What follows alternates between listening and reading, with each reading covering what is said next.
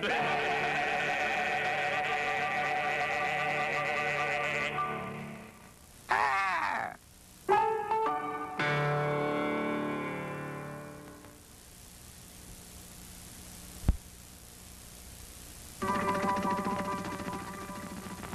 acho esse vídeo inteligente, eu gosto desse vídeo. Ele é, apesar de didático, eu digo apesar porque normalmente quando você é didático você tende a ser esquemático, seco, né? Duas formas são as formas pelas quais você pode dizer tudo o que quiser. Uma, o som puro rádio. Outra, o desenho animado, o desenho de animação. E as imagens são bastante aquareladas, né? Bastante aguadas e simples, com traços simples em termos de forma, e o colorido bastante diluído, né? Bastante translúcido. É um pouco simplista demais mesmo, assim, muito matemático, muito racional, muito se não é branco, é preto, quer dizer, o dualismo existe como norma essencial do universo. Na sonoplastia desse vídeo temos outra coisa interessante com relação a que todos os sons, todos os barulhos são feitos com a boca. Não existem sons gravados da natureza ou sons criados no estúdio a partir de batidas, não. São sons feitos com a boca.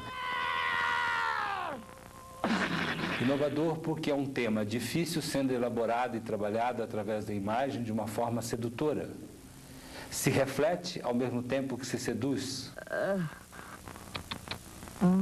Esse tipo de desenho, de filme, de material audiovisual, ele só é realmente efetivo quando você tem tempo para discutir com as pessoas que estão assistindo, né? Então, o ideal é você mostrar e discutir.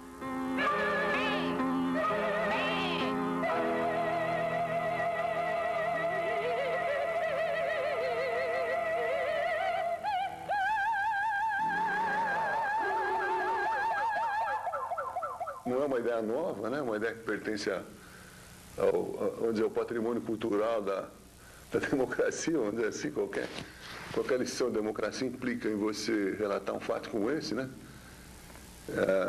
E mostra a essência da tirania, como é que ela é, né?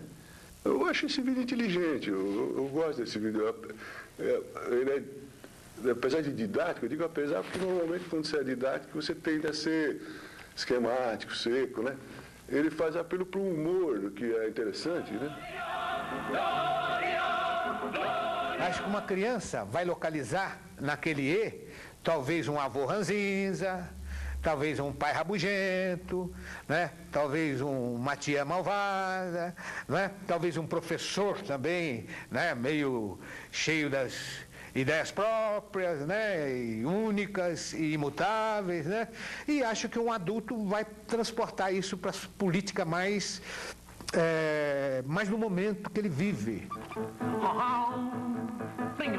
Um pouco simplista demais mesmo, assim, muito matemático, muito racional, muito se não é branco, é preto, quer dizer, o dualismo existe como norma essencial do universo. Aí o rei deixa de ver e as pessoas cantam glória e aleluia. A impressão que eu tenho é que cantam glória e aleluia ao médico, a sensação que me dá, não ao rei. Então, nesse momento da decisão de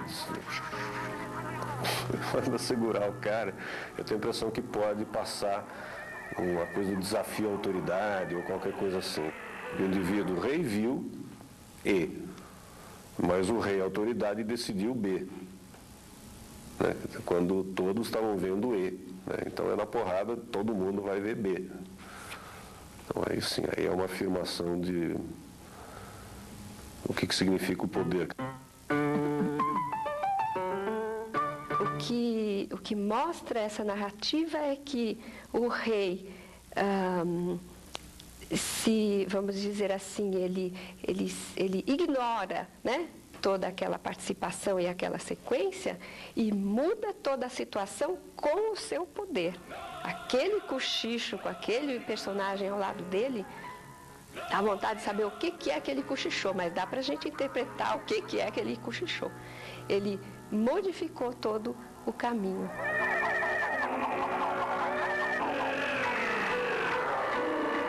É um desenho sobre a questão do poder e, revendo ele ontem, eu lembrei da história da Inquisição e do Galileu, né?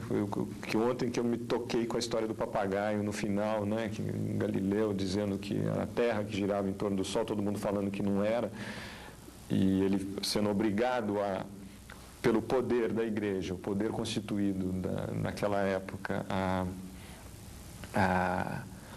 a ter que assumir uma posição que era contrária àquilo que ele sabia, né, pelas experiências dele, mas tem a célebre lenda, a história, que no final de tudo ele falou, né, ainda se move, né, que a Terra que girava em torno do Sol, que é mais ou menos equivalente ao que o papagaio faz. Eu fiquei sabendo posteriormente que esse desenho é usado para treinamento de pessoal, que é uma coisa realmente interessante. Ele tem um uso muito bom nessa área, porque ele não lida especificamente com uma questão de pessoal, porém ele lida com uma questão conceitual séria, que é a questão do poder, né? E de uma situação que a gente encontra frequentemente no dia a dia, no trabalho, a todo momento, pessoas em posição de poder obrigam pessoas em posição inferior a assumir conceitos, ideias que são contrárias à própria ideologia, ao próprio pensamento. E nesse ponto eu acho que é extremamente produtivo você trabalhar com um vídeo como esse num treinamento de pessoal, né? Porque ele vai gerar discussão, ele vai fazer as pessoas, ele ajuda as pessoas a pensar, né? É um ótimo instrumento. Esse tipo de desenho, de filme, de material audiovisual, ele só é realmente efetivo quando você tem tempo para discutir com as pessoas que estão assistindo, né? Então, o ideal é você mostrar e discutir. Duas formas são as formas pelas quais você pode dizer tudo o que quiser. Uma, o som puro, o rádio. Outra, o desenho animado, o desenho de animação. Você pode viajar nas asas de uma mosca pelo mundo todo. Você pode transformar essa mosca em avião quando você quiser. E esse avião em máquina tipográfica quando você quiser. E tudo isso numa câmera de vídeo quando você quiser. A animação, ela é por base de transformação. A imagem desse vídeo, ela é trabalhada, como vocês podem ver, é um desenho animado, são desenhos animados, porém é um trabalho de colagem. Vocês podem reparar que as roupas e as cabeças das personagens são pedacinhos de papel recortados, são recortes de papel. E esses recortes de papel são movimentados e em cima deles, com acetato, técnica de acetato, em cima da colagem, se trabalha o desenho da cara ou o desenho dos movimentos dos braços, mas é um processo de colagem. E as imagens são bastante aquareladas, né? Bastante aguadas e simples, com traços simples em termos de forma, e o colorido bastante diluído, né? Bastante translúcido. Saber usar com criatividade os desenhos animados, de uma tal forma que se construa uma linguagem sem necessariamente se ater a uma fala, a uma cultura, a um povo. Criar uma linguagem universal. Esse coloca exatamente dentro desse contexto. Inovador porque é um tema difícil sendo elaborado e trabalhado através da imagem de uma forma sedutora. se reflete ao mesmo tempo que se seduz? O sistema do som do filme é um sistema que a gente chama de integrado, né? Porque ele está integrado na ideia. Quando não é Walt Disney, né? Quando não é aquela coisa mesmo feita para emocionado, tipo Branca de Neve, Bambi, essa coisa toda, mas os desenhos canadenses, eles são sempre altamente elucidativos, altamente razoáveis, racionais, não é? E esse vídeo tem essa qualidade no seu som. É um vídeo brilhante sobre esse aspecto, né, de casamento de som e imagem, na medida que o grande diálogo dele, porque há um grande diálogo nele, é feito com o mínimo de recursos sonoros, e esse mínimo de recursos sonoros é profundamente elucidativo, né? É profundamente claro, e ele diz sobre a ideia central o tempo todo. Nada mais claro do que E. Na sonoplastia desse vídeo temos outra coisa interessante com relação a que todos os sons, todos os barulhos são feitos com a boca. Não existem sons gravados da natureza ou sons criados no estúdio a partir de batidas, não. São sons feitos com a boca. É só ouvir com atenção e vocês podem ver que o helicóptero simplesmente é uma pessoa fazendo... Só isso. Quando o helicóptero deixa a escultura no chão, é só uma pessoa fazendo...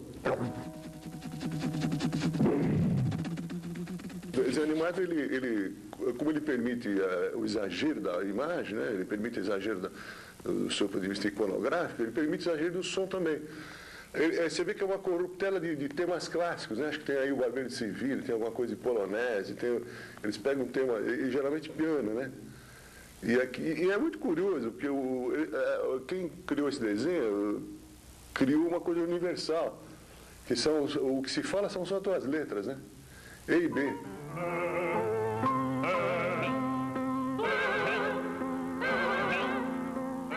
O rei mostra um saber, né, também próprio dele, né, e que é semelhante ao personagem que discordava do grupo que estava no parque.